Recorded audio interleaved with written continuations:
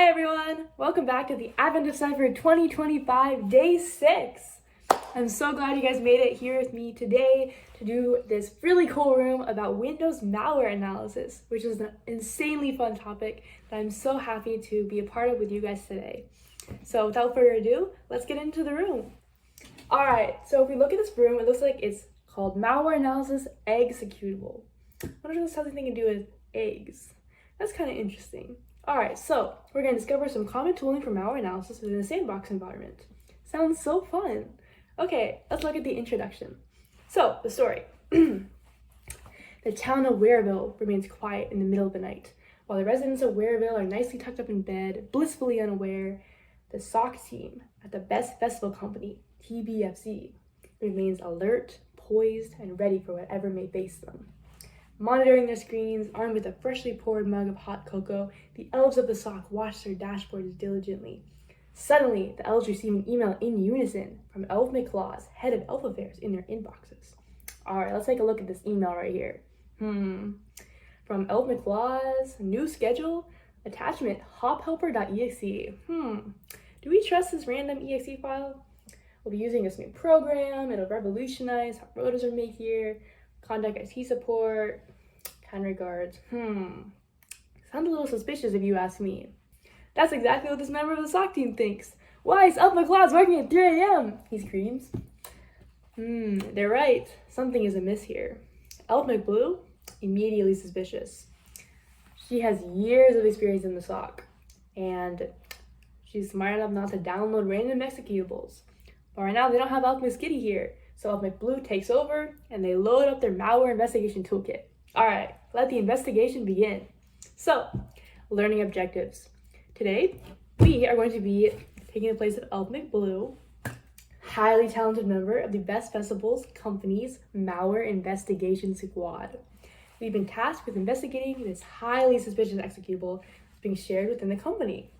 So, we'll be covering the principles of malware analysis, introduction to sandboxes, static versus dynamic analysis, and a few really cool, awesome tools of the trade.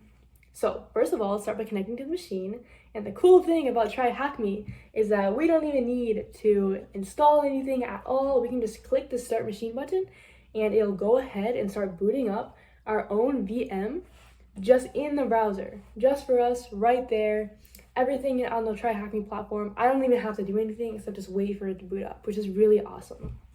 So I'm going to go ahead and click this button down here that makes it open in a new tab in full screen. And then I'm going to minimize it on this screen so that I only have it open on this screen right here once it loads. And that way I can switch back and forth between the two screens. I'm also going to go ahead and open a new tab just so I can scroll down to the bottom. And this is going to kind of be where I can look at, let me go ahead and check out access to my sandbox environment. Yay! First correct answer. Awesome. Okay. So we're gonna go down to the flag section. All right, so this is the question section. So I'm just gonna have one tab for the question section, one tab for the for the VM, which is still loading, and then last tab over here, which is for looking at the TryHackMe instructions. All right, so while that's loading up, let's look a little bit at the principles of malware analysis. So malware analysis is the process of examining a malicious file to understand its functionality. So malware is malicious software, malware, and we want to analyze it, see how it works, how we can prevent it, how we can block it. So, is there something that it does? Is there like a signature that it always has that we can identify and then block? Have other people already found this malware before? Do they already have prevention methods in place that we could just take and use? What do they do? What is the purpose of this malware? Why is the malware here? What is the attacker's goal here? Okay, so two branches of malware analysis. Mainly, we have static and we have dynamic. So static analysis is inspecting the file without executing it. So with static analysis, maybe you're looking at source code, maybe you're looking like through the binary for strings, maybe you're doing anything that doesn't involve executing the file. Dynamic analysis is a little bit more dangerous. That's the one you have to run in a sandbox environment because it involves actually executing malware. And of course, we don't want to execute malware on our own machine, ever. So that brings us to sandboxes. So in cybersecurity, sandboxes are used to execute potentially dangerous code, like malware. So I'm assuming TryHackMe isn't giving us actual malware, but just in case, we're only going to run this in the given sandbox, which in our case is a virtual machine. Virtual machines are a very common type of sandbox. And because they're isolated, so like if I run something on a virtual machine, it won't hurt my actual machine. If I completely break the virtual machine, I can just reset it and start over, right? It's not a big deal. The golden rule of malware analysis is highlighted right here. Never run dangerous applications on devices that you care about. So most of the time, sandboxes are going to be a virtual machine, just like we have here from TryHackMe. And again, it's imperative to understand potentially malicious code applications should only be run in a safe and isolated environment like a virtual machine. And from now on, we'll refer to the malicious code and applications as samples. We'll call them malware samples. All right, so the file that we're going to be using is a file from the email, and it's called hophelper.exe, and it's going to be on the desktop of our VM. So let's go look and see if our VM has booted up. Yep, it looks like it has. I'm just going to click. Just ignore here. It doesn't really matter. We're just going to click. Okay, so let's see if we can find the hophelper file on our desktop. Looks like we have a file called a folder called hophelper, and this will be it right here. Okay, so we're not going to run it yet. We're not going to run the file yet. We're going to do static analysis first, which remember, static analysis, no running the file. We wait till dynamic analysis, and then we do. So with static analysis, we're going to kind of collect general information as much as we can without running it, and then dynamic analysis, we're going to actually run the file. We're going to actually run the executable, and we're going to figure out what we can gather from that. So here is a table that I highly encourage you guys to go through, and just go through some common information you can get from static analysis, such as checksums. Checksums, you're usually tracking and cataloging things. It also helps with integrity. If you find a checksum of something, you can like Google it, see if someone else submitted it before, maybe online, such as on a site like VirusTotal. Strings, any sequence of readable characters is a string. So like this is a string, or like this sequence of characters is a string. You can find lots of really cool strings inside malware sometimes, like an IP address, a command I executed, a password, who knows you can find in the string. So we always look at the strings. And then here we have imports. So that's the list of libraries and functions that the application imported in order to do whatever it does. So for example, this one right here, this library is called createFileW. And this library is used to create a file on the Windows system. So if I see that malware imported this library, I'm gonna assume that probably the malware is creating files on the Windows system because it imported this library that does that. All right, and lastly, we have resources. So resources, that's just any like data. It can be the icon that's displayed. You can also just put malware directly in the resources section. That works too. Okay, so first of all, we're in the weeds now. All right, PE Studio. So it looks like this section of the room for TryHackMe, they're going to be running PE Studio on an example called download.exe. But Elf McBlue, we are going to be running everything on hophelper.exe, because that is the file that we're currently analyzing. So first we'll use PE Studio, and we're going to launch it, load in the executable, click on the indicators tab in the dropdown, and look for the SHA-256 sum. And it looks like that is also our first question in the question section. It's static analysis, and is what is the SHA-256 sum of the hophelper.exe? Okay, so let's open up PE Studio, and it's our first malware analysis tool. All right, so I'm going to go ahead and just click File, and then open the file, and then go to my desktop and the hophelper folder, and then click on the hophelper.exe file right here. I can just filter down to just the exe file if I want to make it even simpler. Open that, and then it's going to load right into my PE Studio. Okay, so after this, we are going to find the SHA-256 sum of the file. So it's going to be probably more than one SHA-256 sum in here. And SHA-256 is a hashing algorithm. That is, it's not opening. Let me try re-importing that. SHA-256, oh, there you go. SHA-256 is a hashing algorithm that, as of now, is secure, and we use it for a lot of different things. So it looks like right here, first line, first try, we have our file SHA-256, and it is this long hash value right here. So I'm going to right-click this, and I'm going to click copy value, and that will copy the value, this like nice long string over here of hash. And I'm going to go back over here, and I'm just going to paste it right in. I'm going to click check, and yay! Awesome, we finished our first static analysis question. Okay, so it looks like for our next static analysis question, we're gonna look at these strings and there's gonna be a flag. Me personally, I love capturing flags. One of my favorite things to do. It's so addicting. So let's go and capture this flag. All right, so where can we find these strings? Looks like maybe over here. Oh, we have some more SHA-256 things of different sections. We have some other stuff here. I highly encourage you guys to go back through this and just look through it and see what you can see. And you know, just look through it. It's fun to look through it. Okay, and then here are the imports we talked about earlier. So these are the different libraries that were imported. Oh, actually, fun fact, over here, when you see the X's, that means they were like blacklisted as being things that other malware uses. So then it doesn't necessarily mean they're bad. That doesn't necessarily mean it's malware, but it makes it more likely that it is. Because, you know, lots of normal things will use this too. Okay, let's see. It looks like we can scroll down. Okay, so here's a section called strings. And wow, we have 4,194 strings in this file, in this binary. So let's see what strings we have here. The first string, this program cannot be run. Okay, so this string right here, this program cannot be run in DOS mode. That would be just the string that is at the beginning of basically every Windows executable. And then maybe we can scroll down. Let's see, there's like so much text here. So looking over here, it looks like we can find the flag towards the bottom of the string's output. So I'm going to go to the bottom because I'm always in favor of finding flag as quickly as possible. So if I scroll down, and what do I see over here? It looks like we have a flag. Amazing. We got our second flag already. So I'm going to right click this and click copy value, and that will copy it into my clipboard. Go back over here and just paste it right in. Check. Yay! We are done with static analysis just like that. All right, next up we have dynamic analysis, which is also so fun. Honestly, my personal favorite.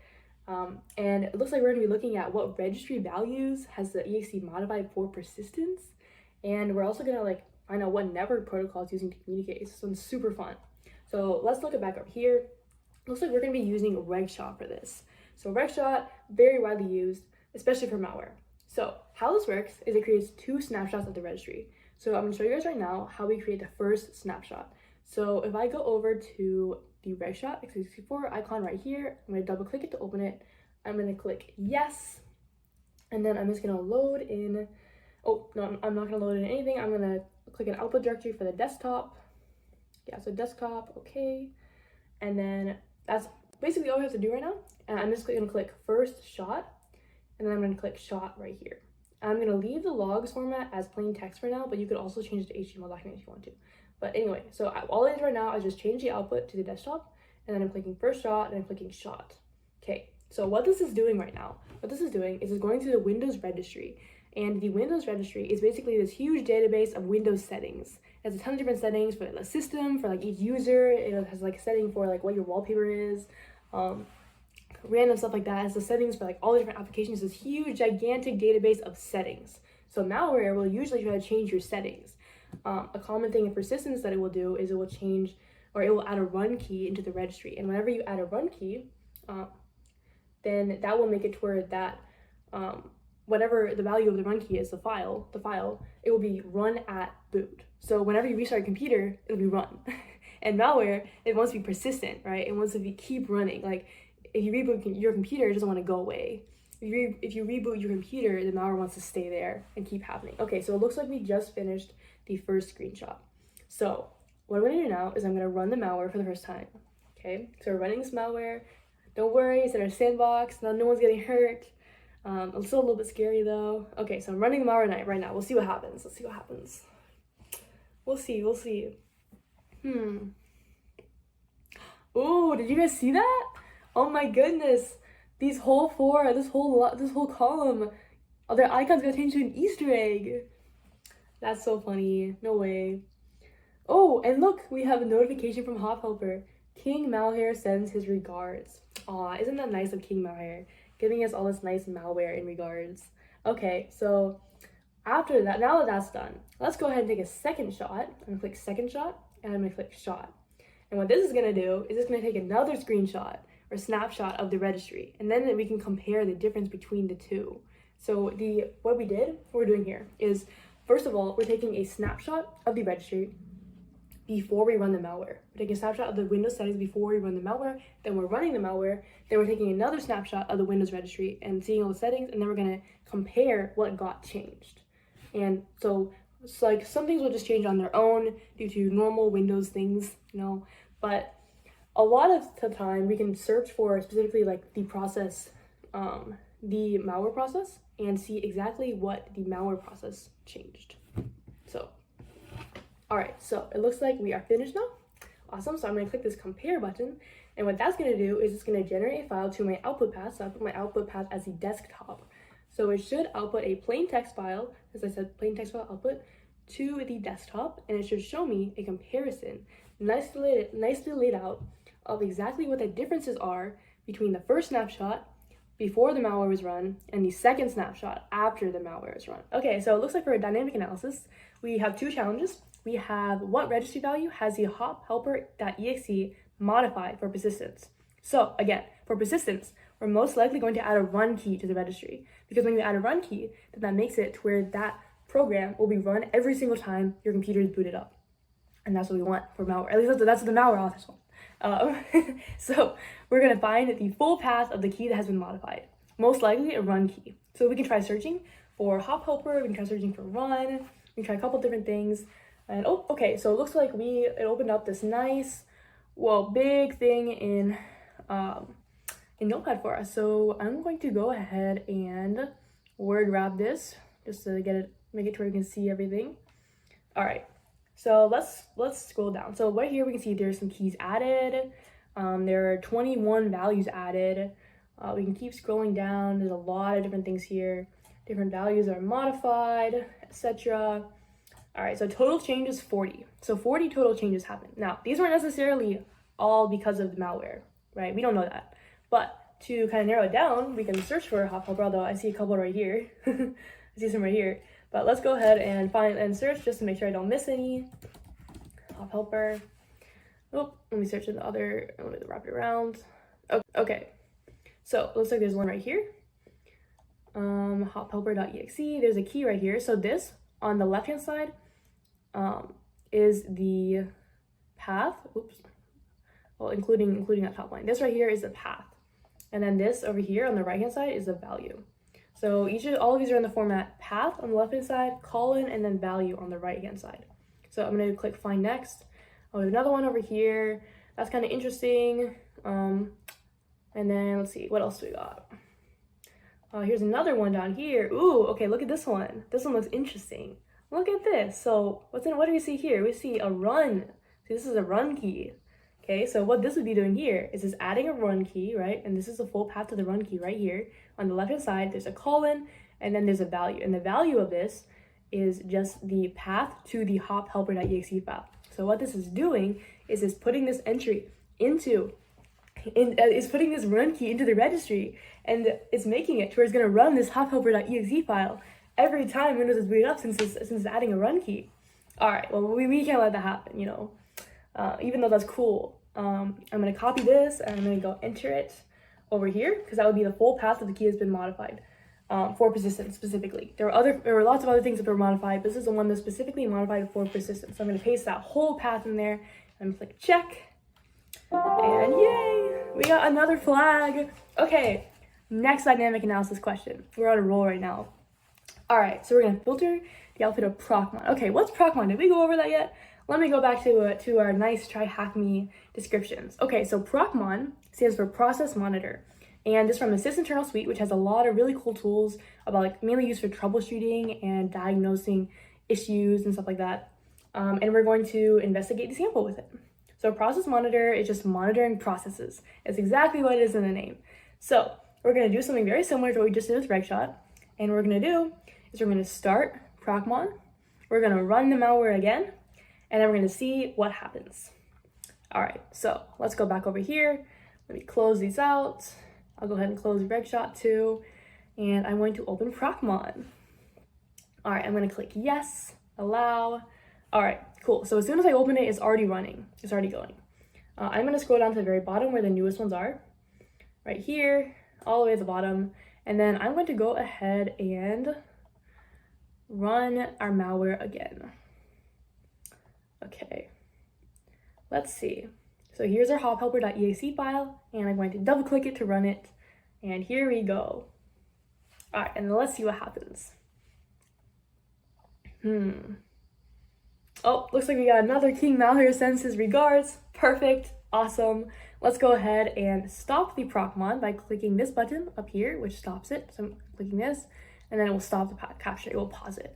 If I want to restart it again, I can just click this again, and it will unpause it. Okay, so let me scroll down to the very bottom, because a bunch of stuff has happened since then. All right, it looks like we have a ton of different stuff happening. Not all of it related to Hophelper, like who really knows all this stuff in here. There's like so much going on right now. There's so many different processes on Windows. So maybe we can filter it down some. Let's see, it looks like we have a filter right here. So let's see what filter options we have.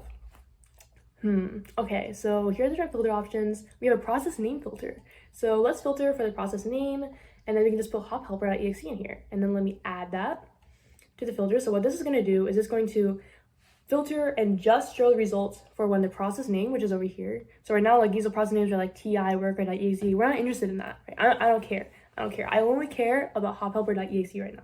Okay, so I'm gonna click OK. I'm gonna apply that. And oh, perfect. Now I have all the hophelper.exe specifically stuff here. Another thing I can do, I can filter by pretty much any of these columns. So I can filter by a specific operation, a specific path, a specific result. I can filter by a lot of different things. So let's try a couple different filters out. Let's filter for, let's see, operation is, let's do operation. Maybe we can, I encourage you guys to look through these in general and to see what we have. Maybe we'll look at reg create key and we'll just add that and then click OK. All right, so here are all the times that hophelper.exe did the operation reg create key. And if you want more information on any of these, you can double click on it and it will open it up here, and then you can see some more information. And I highly encourage you guys to go look through all of these and find them in more detail. But anyway, what we're going to do here is we're going to filter the output for TCP operations. And then we're going to figure out what network protocol is hophelper.exe using to communicate. Okay, so let's go back to our filters. How are we going to do this? So first of all, what I'm going to do is I'm going to remove this one. I'm going to remove it, apply, and let me add operation is, so we want the operation to have like TCP in it, right? So we can add this, add, apply, and then I'll click OK. Oh, where'd all our stuff go? Wait. Okay, something's wrong here. So what happened with our filter? Let's go back to TryHackMe and figure out what happened. It looks like, let me see. All right, so here are some operations that could be of interest. Reg open key. I think we just looked at reg create key. There's create file, TCP connect, TCP receive. Okay, so it looks like there's not a specific operation called TCP. So if I just search for operation is TCP, or no, this filter right now says operation is TCP, right? And that is not actually what we want here. So what we actually want is operation contains TCP. So then this will catch all the TCP connects and all the TCP receives. So it will catch both of these things. So I'm gonna add this, I'm gonna click OK. All right, there we go, that looks much better. Okay, so now we have this nicely filtered down version of whenever hophelper.exe called any operations that had the word TCP in them. And TCP is Transmission Control Protocol. And that's where a lot of like most stuff on the internet, it runs over TCP. If it's like any sort of like website that's usually going to use TCP, a lot of stuff uses TCP. So what was the question again? It says, what network protocol is hophelper.exe using to communicate? Let's see. So it looks like right here, if we look at path and we kind of expand this, I can expand it, I can also double click it, and then look at the specifics right here. Okay, so it looks like we have breach blocker sandbox port 49897, and it's going to breach blocker sandbox HTTP. Okay, well, HTTP is a protocol. That's the hypertext transfer protocol. We know that one. That's so common. That will be on port 80. And so let's go ahead and enter HTTP as the answer for the protocol. So HTTP, check. And And yay, we got the correct answer. Awesome. Okay, should we do the bonus one? Let's do the bonus one. So bonus, can you find the web panel that hophelper.exe is communicating with? Let me go back to this page. So breach block or sandbox, right? So the sandbox is reaching out to port 498, it's reaching out from port 49897 to breacher blocker sandbox HTTP. So it looks like we should just be able to go to this website then, right? Let's see. Let me just copy this and then open the browser in here. And let's see if we can go to the breach blocker sandbox and it'll be an HTTP website. All right, so you got Chrome open, and then let's go ahead and paste this in here. And then it's HTTP protocol. So I'm gonna put a protocol at the beginning right here, HTTP:// and then the breach blocker sandbox. So I'm gonna hit enter, fingers crossed, and yes, look at that. We found this website right here. So that must be the web panel that the hopperhelper.exe is communicating with. But anyway, I'll let you guys look through that. Make sure to poke around in the executable, learn some more stuff about PE Studio, ProcMon, and Sysinternal Suite, and Regshot, and all that cool stuff, because it looks like that would be our last one. And then, yay! So if you enjoyed today's room, it looks like they have 2 other rooms too that you guys can do. There's a basic static analysis room and a basic dynamic analysis room. And maybe they have more as well. TryHackMe is really awesome. I have loved seeing their content just keep on growing. It's really cool. I've always recommended it to all the beginners I know because it's just so in-depth and detail. It's really good for learning tools and stuff like that. If you're a beginner on a topic, it has a great way of just giving you an intro room to just kind of walk you through the basics. If you're more advanced on a topic, you can do a more advanced room. And even if I'm super well versed on a topic, I usually always learn at least one thing from a TryHackMe room. So yeah, let me go ahead and check the answer to that. And yay, we did it! It looks like we finished the malware analysis executable room. So that is amazing. I'm so glad that you guys were able to come along with me today on Advent of Cyber Day 6. And please stick around for Advent of Cyber Day 7 and all the rest of it. Keep going. You guys got this. Persevere. And Merry Christmas.